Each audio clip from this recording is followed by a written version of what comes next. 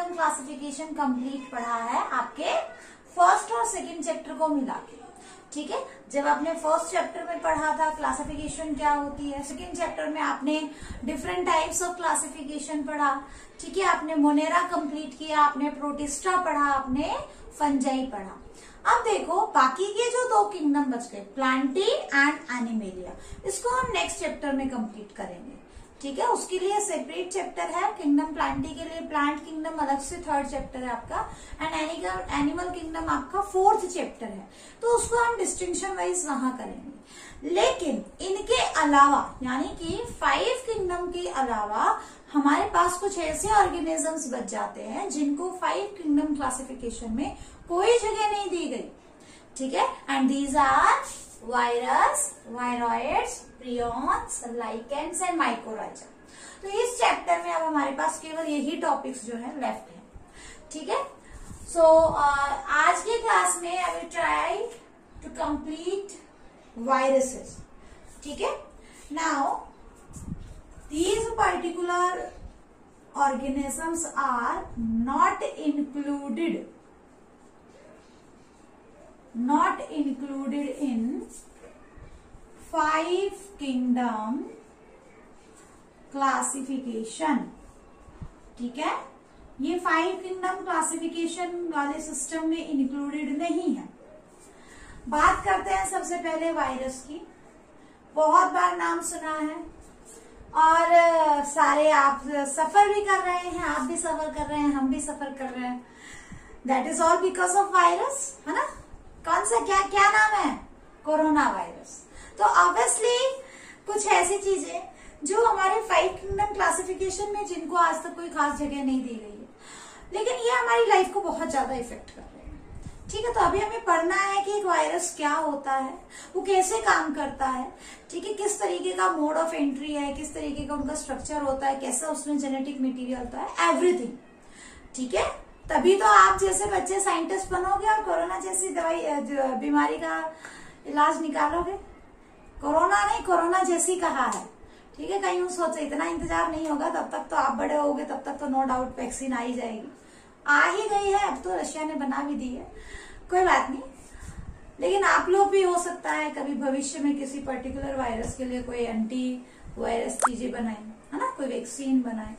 लेकिन उसको बनाने के लिए आपको पढ़ना पड़ेगा, और पढ़ाई तो बेसिक्स तो आपके टीचर से समझाएंगे, है ना। वायरस क्या है बच्चों? It is an obligate parasite over the host. ठीक है, मतलब क्या है, देखो स्ट्रक्चर की हम इसके स्ट्रक्चर के बारे में बाद में बात करेंगे। कंप्लीट साइंस है जो वायरस से डेवलप करती है, यानी कि study of virus. Study of virus क्या होता है? वायरोलॉजी। स्टडी ऑफ वायरस को क्या कहोगे आप लोग? वायरोलॉजी। ठीक है, अब देखो कुछ इंपॉर्टेंट इसके डिस्कवरी के एस्पेक्ट्स हैं जिनके बारे में बात करते हैं। सबसे पहले देखो लुईस पास्चर। सबसे पहले एक साइंटिस्ट रहे लुईस पास्चर। ठीक है, इन्होंने सबसे पहले वायरस को ऑब्जर्व किया। हालांकि इसके बारे में कुछ बताया नहीं था खास, लेकिन जो टर्म वायरस है, ठीक है, ये टर्म वायरस लुईस पास्चर ने दी थी। इन्होंने ये वायरस वर्ड क्यों चूज किया? उन्हें पता था विनोम का मतलब होता है पॉइजन। ठीक है, उन्होंने एक लैटिन वर्ड लिया जिसका नाम क्या है आपका? Poison, venom. विनोम का मतलब क्या होता है? पॉइजन होता है। तो यहीं से उन्होंने एक वर्ड एक्सट्रैक्ट आउट किया कि ये पॉइजनस फ्लूइड की फॉर्म में होता है। ये फ्लूइड अगर किसी में चला जाए, ऐसा फ्लूइड जिसमें वायरस है, अगर वो किसी में चला जाए तो वो कंप्लीटली पॉइजनस फ्लू होता है। ठीक है, उन्होंने ऐसा कुछ नोटिस किया था, तो उन्होंने सबसे पहले क्या है जो है पॉइजनस फ्लू डाला। सबसे पहले he gave the term, he gave the term virus. किसके लिए? पॉइजनस फ्लूइड्स के लिए उन्होंने जो टर्म यूज की दैट वाज वायरस। ठीक है, इसके बाद देखो एक साइंटिस्ट रहे एवेनोस्की।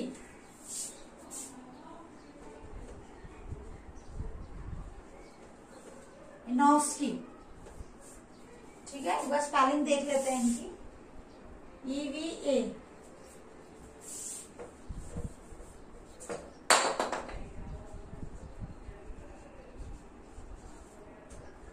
एवेनोस्की, ठीक है। इन्होंने क्या किया बच्चों, इन्होंने सबसे पहले जो वायरस को आइडेंटिफाई करने का जो क्रेडिट है वो किसको जाता है, एवेनोस्की को जाता है, ठीक है। तो आपसे कोई पूछ ले हु डिस्कवर्ड वायरस, तो credit of discovering of virus goes to Ivanovsky. 1892 के अंदर इन्होंने जो है सबसे पहले डिस्कवर किया था, ही फर्स्ट डिस्कवर्ड वायरस, ठीक है। सबसे पहले वायरस की डिस्कवरी इन्होंने की थी, और इन्होंने किसको देखा, TMV को, टोबैको मोज़ेक वायरस, ठीक है। टोबैको प्लांट के अंदर जो है इन्होंने सबसे पहले टोबैको मोज़ेक वायरस को आइडेंटिफाई किया, और उन्होंने क्या देखा कि ये जो वायरस है, ठीक है, it can easily pass through, virus can easily pass through bacteria proof filter, bacteria proof filter. इस लाइन से क्या पता चलता है, शाबाश, क्वेश्चन आया हुआ है, आप अपनी थोड़ा सा दिमाग लगा के बताएं कि वायरस आसानी से बैक्टीरिया प्रूफ फिल्टर में से पास हो सकता है। ये लाइन आपको क्या सजेस्ट करती है, ये लाइन सजेस्ट करती है कि आपके वायरस की साइज बैक्टीरिया से भी छोटी होती है। ऐसा कोई पर्टिकुलर फिल्टर जिसमें से बैक्टीरिया पास नहीं कर सकता, ठीक है, वायरस पास कर गए, इसका मतलब वायरस का साइज बैक्टीरिया से छोटा होता है। समझ में आया, ठीक है। नेक्स्ट साइंटिस्ट रहे बेजर्निक। बेजर्निक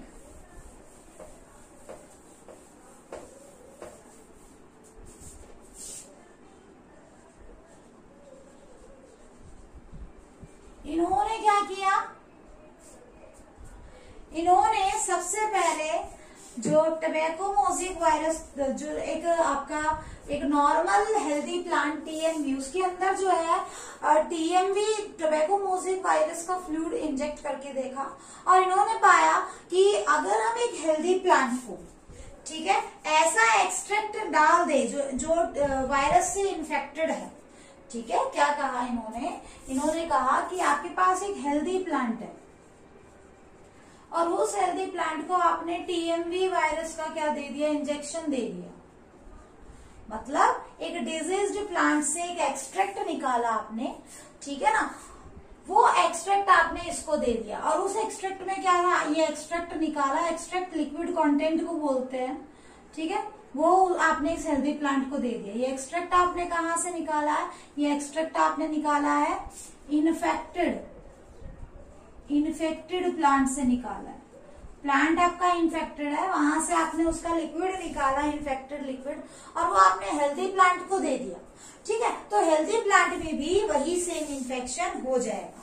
सो ये demonstrated that extract of infected tobacco can cause disease in healthy plant, ठीक है। और उन्होंने फिर जो है एक लाइन कही, कॉन्टेजियम वाइवम फ्लूडियम, ठीक है, जिसका मतलब होता है infectious living fluid.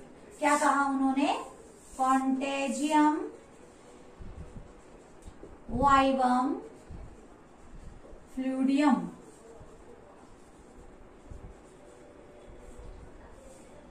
Contagium vivum फ्लूडियम। क्या मतलब होता है इसका, इसका मतलब होता है कि इन्फेक्शियस लिविंग फ्लूइड, ठीक है। जो एक्सट्रैक्ट इन्होंने दिया था, इस एक्सट्रैक्ट का नाम निकाला, कॉन्टेजियम वाइवम फ्लूइड, ठीक है, इन्फेक्शियस लिविंग फ्लूइड। आई बात समझ में। तो देखो, आप कहानी की तरह चीजों को याद करें। इसके बाद नेक्स्ट जो है, एक साइंटिस्ट रहे स्टैनले नाम से,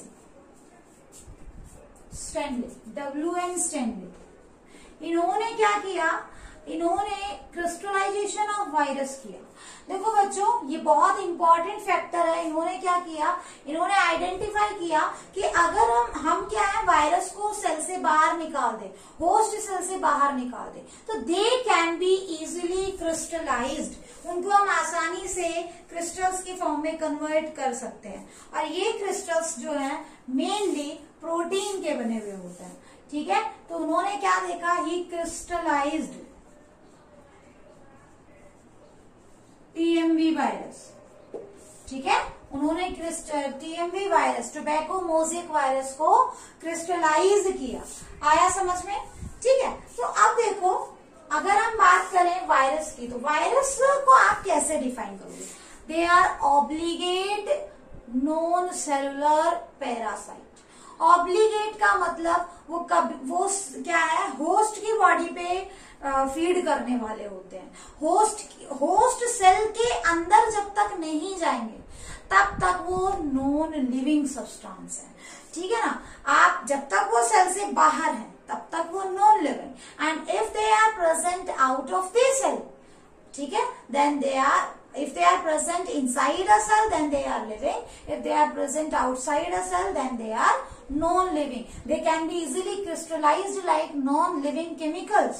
और उस केमिकल को चाहे कितने ही दिन रखो, कितने ही साल रखो, वो खराब नहीं होगा।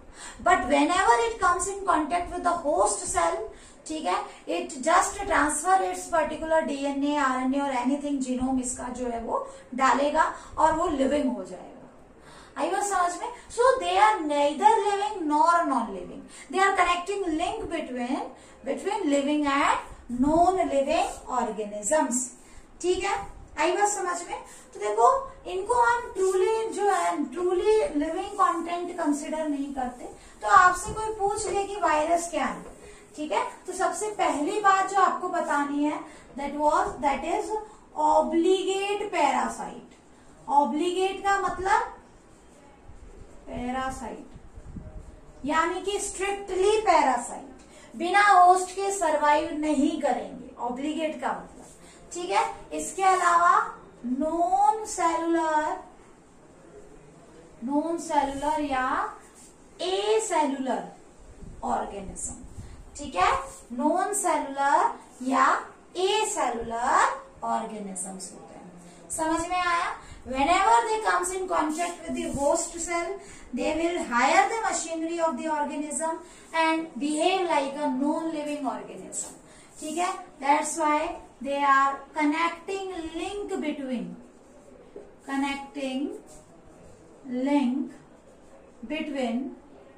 living and non-living। समझ में आया? Connecting link between living and non living. तो जब हमने ये लाइन बोली तो हमें पता होना चाहिए ऐसा कौन कौन से कैरेक्टर हैं जो लिविंग कैरेक्टरिस्टिक्स को शो कर रहे हैं, इसका बिहेवियर लिविंग कैसे आप बताओगे, ठीक है, और किस तरीके से आप इसे नॉन लिविंग कह रहे हो। ठीक है, किन बेसिस के ऊपर, या ऐसे कौन से कैरेक्टर हैं जो इसको लिविंग रिकॉग्नाइज करते हैं, और ऐसे कौन से कैरेक्टर हैं जो इसको नॉन लिविंग कैरेक्टराइज करते हैं। तो सबसे पहले देखो, अगर हम बात करें लिविंग फीचर्स की, ठीक है, लिविंग फीचर्स, तो they have their own genetic material. ठीक है, they have their own genetic material, इनके पास इनका खुद का जेनेटिक मटेरियल प्रेजेंट होगा। That's why they are considered as living organism. ठीक है, इसके अलावा देखो बच्चों, इनकी जो बॉडी है वो ऑर्गेनिक सब्सटेंस से बनी हुई है। ठीक है, their body is made up of, body तो क्या, जैसे made up of organic molecule ही बोलो क्योंकि बहुत ही माइन्यूट होते हैं। Made up of organic molecules. इसके साथ साथ दे शो रैंडम म्यूटेशन। आपने भी नोटिस किया होगा रैंडम म्यूटेशन। देखो, जब कोरोना आई थी, म्यूटेशन होता है सडन इनहेरिटेबल चेंज। आप आगे पढ़ोगे 12th क्लास में, 10th में आप पढ़कर आए हो म्यूटेशन के बारे में। देखो, धीरे धीरे धीरे टाइम जैसे स्पेंड होता है, ये टाइम के साथ बहुत ही फास्ट म्यूटेशन करता है। इसके अंदर इसका जो जेनेटिक मटेरियल है बहुत जल्दी जल्दी जो है नए नए कंक्लूजन्स आपको देगा। ठीक है, इसमें इसके जेनेटिक मटेरियल में चेंजेस बहुत फास्ट होते हैं क्योंकि ये आरएनए जनरली इसका जीनोम आरएनए से बना हुआ है। ठीक है, अब क्यों आरएनए इतना म्यूटेशन शो करता है इसको मैं आपको 12th क्लास में पढ़ाऊंगी। ऐसा क्या रीजन है जो आपका आरएनए इतना फास्ट म्यूटेशन शो कर रहा है। लेकिन इतना आपको ध्यान में रखना है कि बहुत जल्दी जल्दी जो है म्यूटेशन शो करता है। इसके डीएनए में बहुत जल्दी जल्दी क्या आते हैं, चेंजेस आते हैं। ठीक है, इसके अलावा इनको किल किया जा सकता है। ठीक है, they can be killed by autoclaving. Autoclaving का मतलब होता है बहुत ही हाई टेम्परेचर पे किसी चीज को हीट करना, यानी कि स्टीम हीटिंग जिसको आप बोलते हो। ठीक है, अब अगर हम ह्यूमन, आप कहो कि मैडम इसको जो हमारी बॉडी में क्यों नहीं किल कर पा रहे, देखो इनको हम यूवी रेज से भी किल कर सकते हैं वायरसेस को, लेकिन इसका हमारी बॉडी पे बहुत बुरा इम्पैक्ट पड़ेगा। हम ऑटोक्लेविंग नहीं करवा सकते, हमारे सेल्स बहुत ही ज्यादा सॉफ्ट हैं। अगर आप बहुत ज्यादा हाई टेम्परेचर करोगे अपने बॉडी में किसी वायरस को किल करने के लिए तो बाकी के सेल्स पहले मरेंगे, वायरस तो बाद में मरेगा। ठीक है, तो वो उसको तो मारोगे खुद भी खत्म हो जाओगे, फिर ऐसी दवाई का क्या काम। तो ऑटोक्लेविंग हम नहीं कर सकते। यूवी रेज अगर आपने यूज कर ली तो जिस जगह पे आप उसको यूज कर रहे हो वो पूरी की पूरी जगह आपके उसके आसपास के सभी सेल्स जो है वो खराब हो जाएंगे। तो इसको भी हम अपनी बॉडी पे जनरली यूज नहीं कर सकते। ठीक है ना, लेकिन ये कैरेक्टरिस्टिक कहीं ना कहीं जो है आपको दिखाई देंगे वायरसेस के अंदर, जो इसके लिविंग कैरेक्टर को एक्सप्लेन कर रहे हैं। इसके साथ साथ next they hire machinery of host. जब भी ये इन्फेक्शन करता है ये दूसरे सेल की मशीनरी पे अपना कब्जा कर लेता है, उसको हायर कर लेता है, उसको अपने अकॉर्डिंग काम करने के लिए इंस्ट्रक्शंस देता है। ठीक है ना, तो ये भी क्या है कि लिविंग ऑर्गेनिज्म का बिहेवियर हो गया। तो कुछ कैरेक्टर ऐसे हैं इसके अंदर जो इसके लिविंग फीचर को रिकॉग्नाइज करने में हेल्प करते हैं। ठीक है, इसके अलावा ये इन्फेक्शियस बिहेवियर भी शो करता है। बहुत जल्दी एक अनहेल्दी चीज से हेल्दी पर्सन में ये बहुत ही आसानी से ट्रांसफर होता है, इन्फेक्शियस है। ठीक है, तो these are certain behaviours which are shown by virus. ठीक है, इन्फेक्शियस। बात करते हैं नॉन लिविंग फीचर्स की। ये तो लिविंग फीचर्स हो गए कि खुद का जेनेटिक मटेरियल होना, ऑर्गेनिक मॉलिक्यूल से बनना, जनरली प्रोटीन से बने हुए होते हैं, रैंडम म्यूटेशन होना, ऑटोक्लेविंग से किल हो जाना, यूवी रेज से किल हो जाना। ठीक है, दूसरे होस्ट की मशीनरी को हायर कर लेना, इन्फेक्शियस होना, मतलब फैल जाना बहुत जल्दी। ठीक है, तो ये इसके क्या है, लिविंग फीचर्स है। अब बात करते हैं नॉन लिविंग बिहेवियर की। ठीक है, तो नॉन लिविंग बिहेवियर में देखो, मान लो किसी भी एक पर्टिकुलर सेल में वायरस का इन्फेक्शन है। ठीक है, तो आसानी से आप उसको खत्म नहीं कर सकते। जैसे ही आप उसको किल करने के लिए कोई पर्टिकुलर मेडिसिन देंगे तो वो ऑर्गेनिज्म क्या होगा, ये वायरस उसके सेल से बाहर आ जाएगा। ठीक है, तब तक बाहर रहेगा जब तक उस मेडिसिन का इफेक्ट रहता है, और अल्टीमेटली जैसे ही वो इफेक्ट खत्म हुए वापस से उस सेल के अंदर एंटर कर जाएगा। तो इसको किल करना आसान नहीं है। कभी भी वायरस के लिए कोई भी मेडिसिन आपको देखने के लिए नहीं मिलेगी। वायरस के लिए हम वैक्सीन ही बना सकते हैं।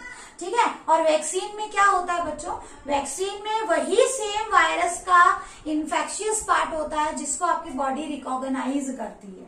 ठीक है, और हम वैक्सीन अगर ले लें तो हमारी बॉडी में वो पर्टिकुलर वायरस मरे हुए फॉर्म में, ठीक है, इसको बोलते हैं आप यूं कहो कि एक तरीके से मॉडिफाइड फॉर्म में हम उनको वैक्सीन के अंदर लेके जा रहे हैं। ठीक है, हर डिजीज के लिए एक पर्टिकुलर वैक्सीन है। जैसे पोलियो के लिए आप जो वैक्सीन लेते हो, पोलियो के लिए जो छोटे बच्चों को वैक्सीन दी जाती है उसमें होता क्या है, उसमें पोलियो कॉज करने वाले वायरस ही होते हैं एटीन्यूएटेड फॉर्म में। ठीक है, मॉडिफाइड फॉर्म में। हमारी बॉडी में जब वो जाएंगे तो हमें पोलियो नहीं करते, लेकिन हमारे इम्यून सिस्टम को एक्टिवेट कर देते हैं कि इस टाइप के ऑर्गेनिज्म से अगर आपको भविष्य में क्या हो, आप उसको फेस करो तो आपको उसको कैसे किल करना है। तो फर्स्ट टाइम जब वो वायरस हमारी बॉडी में एंटर करेगा तो हमारा इम्यून सिस्टम एक्टिवेट होता है, जिसको एक्टिवेट होने में टाइम लगता है। ठीक है, और उसके अगेंस्ट कुछ एंटीबॉडीज हमारी बॉडी के अंदर तैयार हो जाती है। ठीक है, लेकिन वो इन्फेक्शन हमें होता नहीं है। क्यों? क्योंकि जो वायरस आपने लिया है वैक्सीन की फॉर्म में वो मरा हुआ है, वो एटेन्यूएटेड है, वो माइल्ड कंसेंट्रेशन में। ठीक है, लेकिन अगर आप कहते हैं ना पोलियो की ड्रॉप 2 ही लेनी चाहिए, 2 से ज्यादा लोगे तो वो पोलियो भी कर सकती है। ऐसा क्यों? ऐसा इसलिए क्योंकि उस ड्रॉप में वायरस ही तो है। अगर आपने ज्यादा पोलियो ड्रॉप ले ली और वो बहुत ज्यादा कंसंट्रेशन, माइल्ड कंसंट्रेशन की बजाय हाई कंसंट्रेशन में चला गया और कहीं वो एक्टिवेट हो गया वो वायरस, तो फिर आपको पोलियो कर देगा।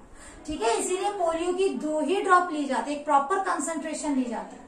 अगर आप ज्यादा ले लेंगे तो वायरस होने का पूरा खतरा हो जाता है। ठीक है, क्योंकि वो अभी इनएक्टिवेटेड फॉर्म में आपकी बॉडी के इम्यून सिस्टम को एक्टिवेट करने के लिए डाला गया होता है। तो ऐसा ही है, जब असलियत में इस टाइप का कोई वायरस आपकी बॉडी में जाएगा, तो अब अगर आपने वैक्सीन पहले ली हुई है तो आपकी बॉडी क्या करेगी, पहले से बनी हुई एंटीबॉडी उसको फटाफट किल कर देंगी। ठीक है, और आपकी बॉडी में वो इन्फेक्शन जल्दी से नहीं होगा। तो इस तरीके से वैक्सीन जो है हम लेते हैं, ये वैक्सीन का रोल है। ठीक है ना। अब देखो बच्चों, इसका नॉन लिविंग फीचर्स की अगर हम बात करें तो नॉन लिविंग फीचर्स में सबसे पहले दे लैक प्रोटोप्लाज्म। ठीक है, इनके अंदर कोई प्रोटोप्लाज्म नहीं होता, इसीलिए क्या है ये they are considered non living. समझ में आया? ठीक है, आपने पढ़ा भी है, सबसे बड़ा कैरेक्टरिस्टिक अगर लिविंग फॉर्म के लिए देखा जाता है तो that is presence of protoplasm. लेकिन इनमें कोई प्रोटोप्लाज्म नहीं होता, इसीलिए ये नॉन लिविंग होते हैं। ये कोई रेस्पिरेशन शो नहीं करते। ठीक है, नो रेस्पिरेशन, कोई रेस्पिरेशन शो नहीं करते, इसीलिए तो इनको किल करना ज्यादा मुश्किल है, क्योंकि ये फंडामेंटल प्रोसेस कुछ नहीं करे, ना एक्सक्रीशन ना रेस्पिरेशन। ठीक है, ना खाना लेना, कुछ नहीं। लिविंग बिहेवियर तो बहुत कम थे। लिविंग बिहेवियर में कहीं आपने पढ़ा कि ये खाना खाते हैं, ये एनर्जी स्टोर करते हैं, ऐसा कुछ नहीं होता इनमें। ठीक है, they do not store energy, do not store energy. बिना होस्ट के बिल्कुल नॉन लिविंग है, तो do not have independent existence, do not have independent existence. इनका अपना खुद का कोई एग्जिस्टेंस नहीं होता। ठीक है, अकेले नहीं रह सकते, बिना होस्ट की बॉडी के ये काम नहीं कर सकते। इसके अलावा देखो बच्चों, they do not have their own cellular machinery. ठीक है, नो ओन सेलुलर मशीनरी। हमेशा अटैक करने के लिए ये होस्ट के सेल पे डिपेंड करते हैं। ठीक है ना। तो these are certain non living features of virus. ठीक है, बात करते हैं वायरस के स्ट्रक्चर की।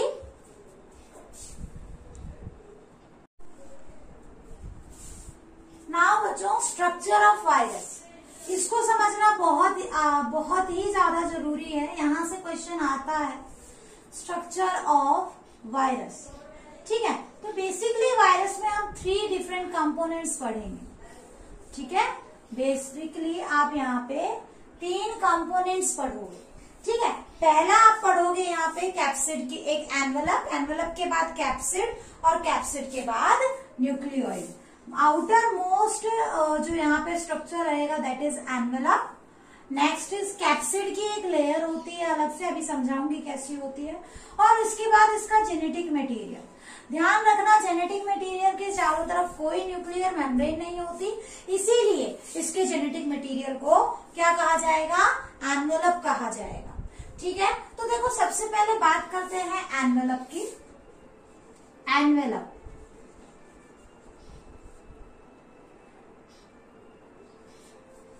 एनवेलप में देखो बच्चों, नाम से ही पता चल रहा है, envelope is outer most covering. ठीक है, it is outer most sheet, या आप यू कहो outer loose sheet around capsid. ठीक है, outer loose sheet around capsid. Capsid के चारों तरफ एक लूज शीट जो बनती है उसे क्या कहेंगे आप, उसे आप कहोगे एनवेलप। और जनरली किससे बनी हुई होती है, it is made up of, ये बहुत इंपॉर्टेंट पार्ट है, very very very important line of this topic. बच्चों यहां से क्वेश्चन आया हुआ है आपके नीट एग्जाम में, ठीक है। क्या है? It is made up of protein, ठीक है। एक तो प्रोटीन से बना हुआ होता है और दूसरा किससे बना हुआ होता है? लिपिड प्लस कार्बोहाइड्रेट से, ठीक है। Lipid plus carbohydrate. लेकिन इंपॉर्टेंट चीज क्या है जो पूछी गई थी कि जो प्रोटीन कंटेंट होता है, ठीक है, जो प्रोटीन कंटेंट होता है इसका, वो किसका है? आपका इसका खुद का होता है, ठीक है ना, इट्स ओन। ये चीज आप ध्यान में रखना, प्रोटीन इसका खुद का होता है, वायरल प्रोटीन होता है। लिपिड प्लस कार्बोहाइड्रेट कहां से बनते हैं बच्चों? ये होस्ट के होते हैं, ऑफ होस्ट, ठीक है। याद रखना एनवेलप में जो प्रोटीन होगा वो सारा वायरल प्रोटीन होगा, क्योंकि देखो जब वायरस, खुद एक वायरस से बहुत सारे वायरस बनेंगे, जब ये आगे हम पढ़ेंगे रिप्रोडक्शन वाले पार्ट में, जब एक वायरस से बहुत सारे वायरस बनेंगे, उस केस में आपको क्या देखने के लिए मिलेगा? आपको देखने के लिए मिलेगा कि इनका खुद का क्या होता है, उसमें आपको प्रोटीन और लिपिड और कार्बोहाइड्रेट से बनी हुई क्या मिलेगी? एक एनवेलप मिलेगी, जिसमें प्रोटीन वायरस का होता है और बाकी के पार्ट्स होस्ट की बॉडी से एक्सट्रैक्ट आउट किए हुए होते हैं, ठीक है। तो ये इंपॉर्टेंट लाइन है। इसके अलावा एनवेलप जो है किसी के अंदर हो भी सकता है, किसी के अंदर नहीं भी हो सकता। ये जो प्रोटीन इसके अंदर प्रेजेंट है, कवरिंग के फॉर्म में जो प्रोटीन प्रेजेंट है, ठीक है ना, सब यूनिट ऑफ प्रोटीन को हम पेप्सोमर बोलते हैं। ये जो प्रोटीन है इसकी जो सब यूनिट होती है, सब यूनिट ऑफ प्रोटीन, क्या कहा जाएगा इसको? पेप्सोमर, पेप्सोमर, ठीक है। इसके अलावा आपको क्या मिलेगा?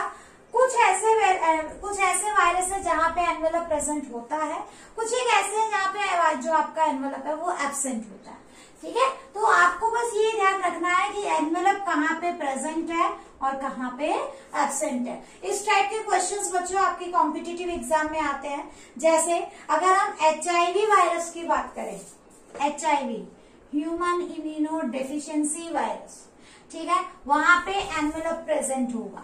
उसके अलावा हर्ब्स सिंप्लेक्स वायरस, ठीक है, यहाँ पे भी क्या होगा? हर्ब्स सिंप्लेक्स वायरस, यहाँ पे भी क्या होगा? आपका एनवेलप प्रेजेंट होगा। लेकिन कुछ ऐसे भी है जहाँ पे एनवेलप एब्सेंट होता है, जैसे कि एग्जाम्पल के लिए आपको यहाँ पे पोलियो वायरस याद रखना है। Polio virus is the smallest virus, ये क्वेश्चन भी कई बार पूछ लिया जाता है, ठीक है। पोलियो वायरस के अंदर आपको क्या दिखाई नहीं देगा? कोई एनवेलप दिखाई नहीं देगा, ठीक है। बात करते हैं नेक्स्ट कैप्सिड की। कैप्सिड को समझाने से पहले मैं आपको एक डायग्राम बना के दिखाती हूँ ताकि आपको कैप्सिड अच्छे से समझ में आ जाए, ठीक है।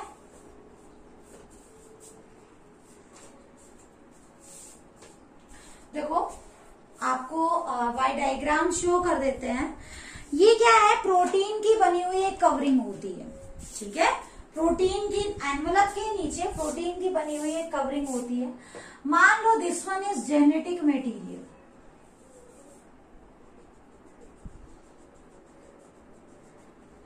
ये क्या है? आपके वायरस का जेनेटिक मटेरियल, ठीक है। मान लो थोड़ी देर के लिए this one is genetic material of virus. Genetic material के बारे में हम बाद में बात करेंगे, न्यूक्लियोइड पढ़ेंगे उस टाइम पे। अब इसके चारों तरफ ऐसे ऐसे, ठीक है ना, क्या मिलेगी आपको? प्रोटीन की कवरिंग मिलेगी,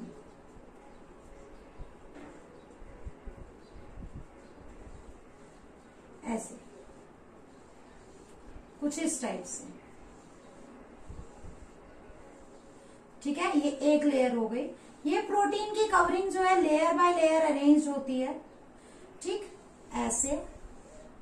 आप एनसीईआरटी खोल के देखना, आपको बहुत सुंदर सा डायग्राम वहां देखने को मिलेगा, कुछ इस तरीके से। हालांकि उस डायग्राम में आपको अंदर वाला पोर्शन नहीं दिखाया है, लेकिन जेनेटिक मटेरियल आपको दिखाया हुआ मिलेगा, ठीक है। उसके अंदर आपको ये वाला पार्ट नहीं दिखाया हुआ है, सिर्फ इतना हिस्सा दिखाया हुआ है ताकि आप कंफ्यूज ना हो, ठीक है, कुछ इस तरीके से बाहर से ये लेयर आपको प्रोटीन की लेयर, कैप्सिड लेयर कुछ ऐसे दिखाई देगी। इस पूरी लेयर को हम क्या कहते हैं, ये प्रोटीनेशियस लेयर है, इस पूरी लेयर को हम कैप्सिड कहेंगे। ठीक है, तो it is a proteinaceous layer present around the genetic material of the RNA. समझ में आया? और बेसिकली ये किससे बनती है, स्मॉल स्ट्रक्चर्स से मिलकर बनती है। ठीक है, जिसको क्या कहते हैं हम, कैप्सोमर्स। कैप्सोमर्स क्या है, these are small unit of protein, ठीक है, which are forming a capsid layer around the genetic material of the virus. ठीक है, क्वेश्चन मैंने आपको असाइनमेंट में भी दिया है, व्हाट आर कैप्सोमर्स, तो वहां पे आप इसका आंसर क्या लिखोगे, these are unit of protein,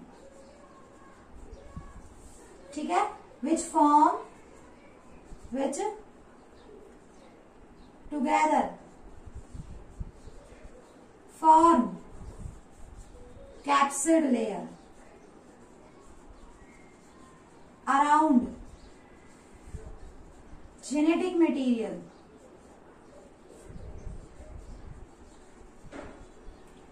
of virus, ठीक है, which together form capsid layer around genetic material of virus. Clear? ठीक है, अब जो बात है, देखो ये जो कैप्सोमर्स होते हैं बच्चों, ध्यान रखना, प्रोटीन से बने हुए हैं। ठीक है, इनका नंबर फिक्स भी हो सकता है और इनका नंबर फिक्स नहीं भी हो सकता। जनरली इनका जो है कैप्सोमर का जो नंबर है, नंबर इज फिक्स्ड। आपको पता रहता है कि किस वायरस में कितना जो है आपको कैप्सोमर मिलेंगे।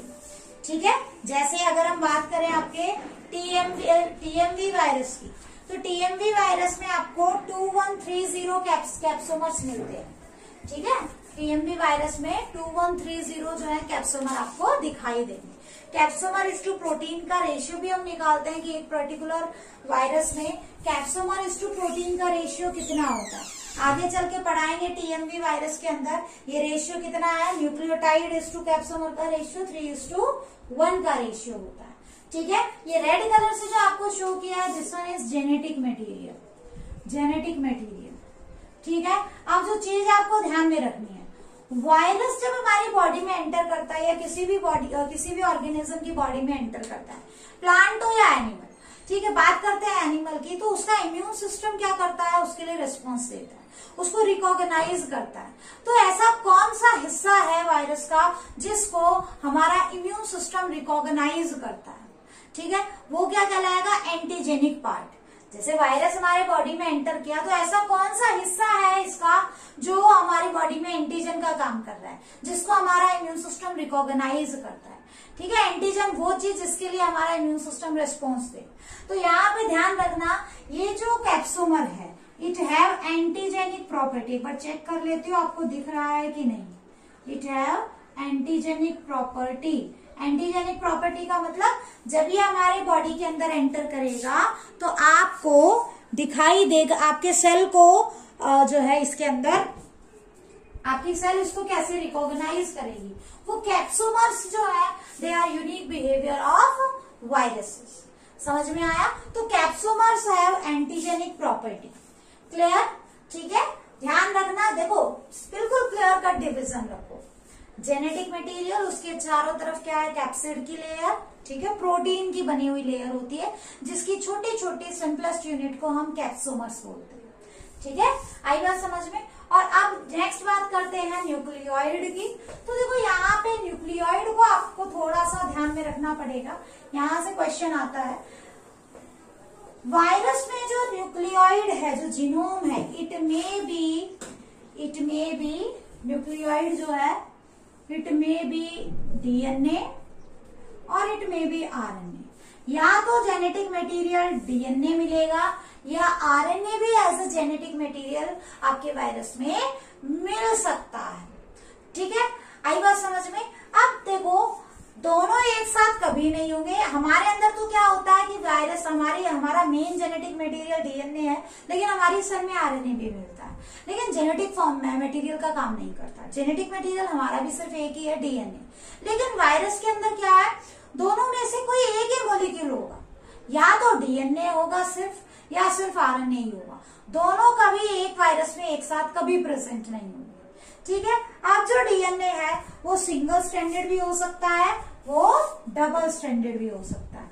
It may be single stranded DNA, ठीक है, यानी कि एक ही स्ट्रैंड हो ऐसे, या जैसे अभी हमने देखा था वो एक ही स्ट्रैंड था, या फिर इसके अंदर आपको डबल स्ट्रैंडेड डीएनए भी देखने को मिल सकता है। एक स्ट्रैंड और ये हमारे डीएनए की तरह इसमें दूसरा स्ट्रैंड, तो डबल स्ट्रैंडेड डीएनए भी आपको देखने के लिए मिल सकता है और सिंगल स्ट्रैंडेड डीएनए भी देखने को मिल सकता है। सिंगल स्ट्रैंडेड में आपको M13 फेज वायरस याद रखना है, N13 फेज वायरस। ठीक है, होने को तो और भी होते हैं, जैसे coli lambda into 174 phase virus होता है, बट आप एक ही याद रखो फिलहाल के लिए। डबल स्ट्रैंडेड डीएनए रखने वाले जो वायरस है, ऐसे जीनोम जो वायरस होते हैं वो बहुत सारे हैं, जैसे कि आपका T2 फेज वायरस, ठीक है, T2 फेज वायरस हो गया, T4 फेज वायरस हो गया, T2 फेज वायरस, फिर वायरस के लिए फेज ही लगा देते हो, T2 फेज, T4 फेज, ठीक है, इस तरीके से समझ में आया।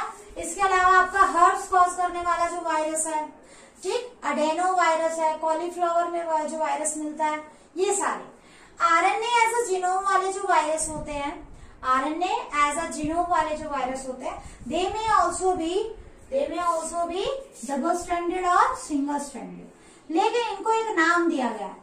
देखो, जो डीएनए रखने वाले जो वायरस होते हैं, ऐसे वायरस जहां पे DNA as a genetic material काम करता है, उनको बोलते हैं डीऑक्सी राइबो वायरस।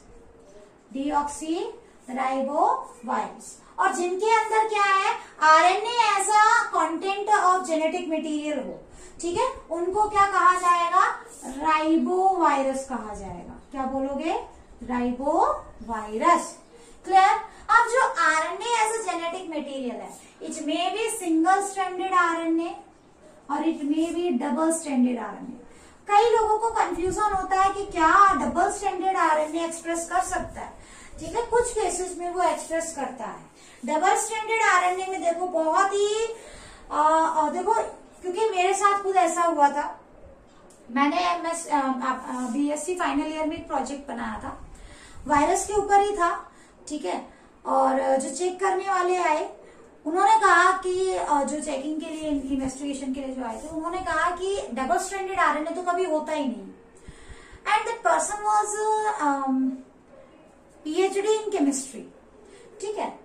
तो उस टाइम तो हम बच्चे ही थे, तो हमने पढ़ा तो था लेकिन इतना कॉन्फिडेंस नहीं था, तो उस टाइम हमने उनकी बात को मान लिया। हालांकि हमने कॉन्फिडेंटली आंसर किया कि नहीं सर, रियो वायरस ऐसा वायरस है, सिंपल एक ऐसा वायरस होता है जिसमें डबल स्ट्रैंडेड आपको जीनोम मिलेगा, लेकिन वो भी अपनी बात पे अड़ गए। फिर हमने सोचा चलो बड़े कह रहे हैं तो हो सकता है सही कह रहे होंगे, बट बाद में जब देखा तो दैट वाज रियली राइट, ठीक है।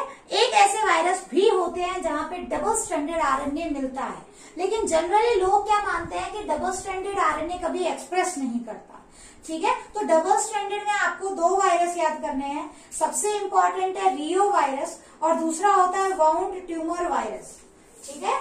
यहाँ पे ये याद कर लेना, बहुत इंपॉर्टेंट है, रियो वायरस, ठीक है, और वाउंड ट्यूमर वायरस। अगर आपके वाउंड में ट्यूमर वाला वायरस चला जाए तो वो बढ़ता चला जाएगा, वो, ठीक है, वाउंड बढ़ता चला जाएगा और वहां पे ट्यूमर फॉर्मेशन हो जाएगी। डबल स्ट्रैंडेड यहाँ पे डबल स्टैंडर्ड कर दो एग्जाम्पल, मैंने डबल स्टैंडर्ड का लिखवा दिया। सिंगल स्टैंडर्ड का कर लेते हैं एग्जाम्पल।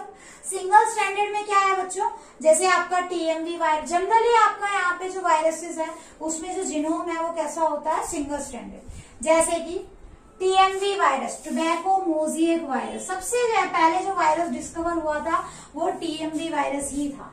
एचआईवी वायरस, ठीक है, एचआईवी वायरस किस कैटेगरी से बिलोंग कर रहा है, राइबो वायरस। आपसे टेबल बनवा के कोई नहीं देखेगा, नीट में कोई टेबल वगैरह नहीं बनवाएगा, वहां डायरेक्ट क्वेश्चन आएगा, ठीक है। जैसे टीएमवी की कैरेक्टरिस्टिक्स आपसे पूछ लिए जाए तो वहां फिर आप कंफ्यूज हो जाओगे, ठीक है। तो you don't have to confuse, आपको अच्छे से याद रखना है किसमें सिंगल स्टैंडर्ड आरएनए है, किसमें डबल स्टैंडर्ड आरएनए है, किसमें सिंगल स्टैंडर्ड डीएनए है, किसमें डबल स्टैंडर्ड डीएनए है, समझ में आया? ठीक है, बिल्कुल स्ट्रिक्टली इसके एग्जाम्पल याद करिए। टीएमवी वायरस हो गया, एचआईवी वायरस हो गया, एक यहाँ पे आप इसका पोलियो वायरस डाल सकते हो। समझ में आया? ठीक है, तो ये आपको बहुत ही अच्छे से याद करने हैं। तो this was all about structure of virus. अब एक बार टाइम चेक कर लेते हैं, अगर टाइम है तो आपको नेक्स्ट आगे लिखवा देते हैं स्ट्रक्चर ऑफ, अभी तो टाइम है बच्चों, आपको करवाते हैं स्ट्रक्चर ऑफ टीएमवी। ठीक है, structure of tobacco mosaic virus, structure of tobacco mosaic virus, structure of TMV, structure of tobacco mosaic virus. ठीक है, ध्यान रखना they are cylindrical and rod like, इनकी जो शेप होती है सिलेंड्रिकल, ठीक है, या रॉड लाइक वायरस आप बोल सकते हो। आप यूं कहोगे मैम इनका तो खुद का सेल ही नहीं है, सेल मेम्ब्रेन ही नहीं है, तो फिर ये जो है कि ऐसे कैसे बिहेव कर रहे हैं कि खुद की आप शेप कैसे रिकॉग्नाइज कर रहे हैं? बच्चों शेप इनके सेल की नहीं है, सेल में नहीं है, बट खुद भी तो ये ऑर्गेनिज्म है, सॉलिड तो है, सॉलिड की तो आप शेप डिफाइन कर सकते हो ना। ठीक है, तो ये सिलेंड्रिकल फॉर्म में या लंबे लंबे रॉड लाइक फॉर्म में ये हमको दिखाई देंगे। ठीक है, अभी जो हमने डायग्राम बनाया था वो टीएमवी का ही था। ठीक है, इसके साथ साथ बच्चों यहाँ पे इसकी लेंथ की अगर हम बात करें तो 3000 एंगस्ट्रॉम लॉन्ग होगा, लेकिन 180 एंगस्ट्रॉम ये in diameter, 3000 angstrom long and 180 angstrom in width. ठीक है, ये इसका स्ट्रक्चर, सारी चीजें फिक्स है, आपको याद करनी पड़ेंगी। ठीक है, इसके साथ साथ देखो अगर हम मॉलिक्यूलर वेट की बात करें तो 39.4 इंटू 10⁻⁶ डाल्टन, 39.4 इंटू 10⁻⁶ डाल्टन क्या है इनका वेट है। ठीक है, मोलिकुलर वेट है। ये सब चीजें आपको याद करनी पड़ेंगी क्योंकि कॉम्पिटिटिव एग्जाम में कई बार पूछ लिया जाता है which of the following is not a characteristic या which of the following is characteristic of TMV. ठीक है, इसके बाद देखो मैंने बताया था यहाँ पे जो कैप्सोमर होता है 21-30 ऐसे याद रखो, हिंदी में याद रखोगे तो हो जाएगा। 21-30 क्या होता है, इसके अंदर कैप्सोमर्स होते हैं। ठीक है, याद रखना न्यूक्लियोटाइड इज टू कैप्सोमर का जो रेशियो होता है यहाँ पे दैट इज 3:1। ठीक है, और डायग्राम जो हमने बनाया था सेम वही, ये तो हो गया जेनेटिक मटेरियल ऐसे करके। ठीक है, ये तो हो गया जेनेटिक मटेरियल और इसके चारों तरफ ऐसे क्या होती है कैप्सिड की लेयर। थोड़ा सा साफ सुथरा सा डायग्राम बना देते हैं, ये कुछ इस तरीके से, कुछ ऐसे, ये तो हो गई कैप्सोमर की यूनिट, ऐसे कुछ ऐसे। ठीक है, कुछ इस तरीके से, ये तो हो गई कैप्सोमर्स, ऐसे लंबा होगा। ठीक है, कुछ इस तरीके से लंबा होता है। और इसके सेंट्रल कोर में इसका जो बीच का जो ल्यूमन वाला हिस्सा है इसके अंदर क्या मिलेगा आपको, जेनेटिक मटेरियल मिलेगा और वो भी हेलिकल फॉर्म में मिलेगा। ठीक है ना, जेनेटिक मटेरियल आपको हेलिकल फॉर्म में मिलेगा। आई बात समझ में? ठीक है, कुछ इस तरीके से अंदर जाएगा ये पूरा। ठीक है, तो कैप्सिड की लेयर होती है, ये जो आपको दिखाए हैं these are capsomers. So this one is structure of TMV virus. समझ में आ गया आपको अच्छे से? ठीक है, अब देखो बच्चों एक और वायरस की बात हमें करनी है, बट अगर अभी हम स्टार्ट करेंगे तो मे भी शायद आपका लेक्चर बहुत ज्यादा लेंदी हो जाए। आपको क्या याद रखना है, देखो आपको किस तरीके से याद रखना है, बस लगभग वायरस हो ही गया है।